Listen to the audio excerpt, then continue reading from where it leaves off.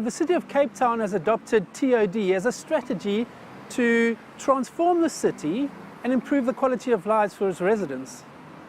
Open Streets is really keen to understand what this means and how people's everyday lives will change as a result.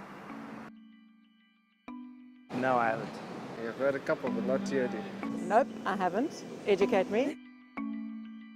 TOD is short for Transit-Oriented Development.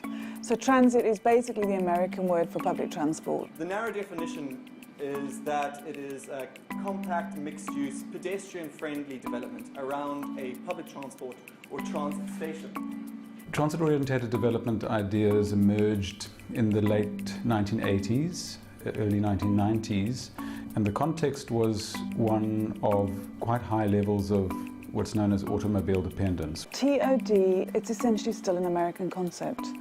And America is a very homogeneous place for the most part, certainly more so than South Africa. We need often a more contextual definition of what transit-oriented development is. We have a fast developing city developing in an inefficient way with increasing car usage and car ownership and development taking place in inverted commas, the wrong parts of our city.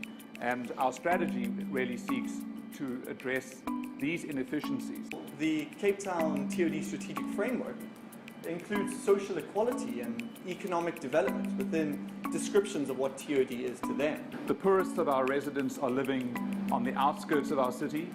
They're the captive public transport users, and they are the people who are traveling long distances to access economic opportunity. In the lower income, in the poorest households, the cost of the public transport ticket was consuming about 43% of household income. If you looked in the northern corridor, the average cost to poorer households in the northern corridor was around 60% of household income. The focus is much more around restructuring the city for two main reasons. The one is to overcome the inequalities that apartheid spatial planning have left as a legacy, to bring peripheralized poor people closer into the opportunities of the city, and the other is the viability of our public transport systems. If TOD is the new mantra in addressing our spatial problems or addressing the spatial structure, I think we have some thinking to do as to whether it is vehicles that is going to make our city or it is people.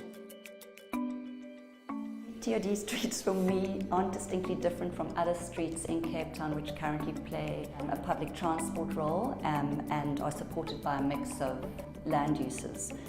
There's a space of waiting in between different modes of transport.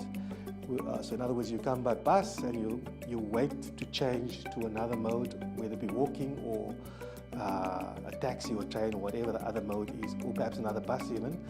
And that moment of waiting is an opportunity for you to develop around that activity. We would have another 2 levels of accommodation at least. We would have a much larger volume of residential in the mix. We would take 85% of the private traffic out of the equation and replace that with buses.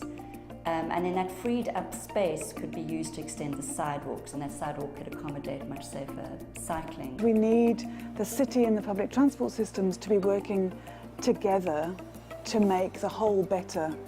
TOD is a more demanding approach to development, and it requires professionals to work together much more than in the past, so that you're creating places that people want to live in, places that function well, that are not just dormitory suburb, that are not just transport hubs, but are places with all the amenities and the facilities that people want to live at higher densities.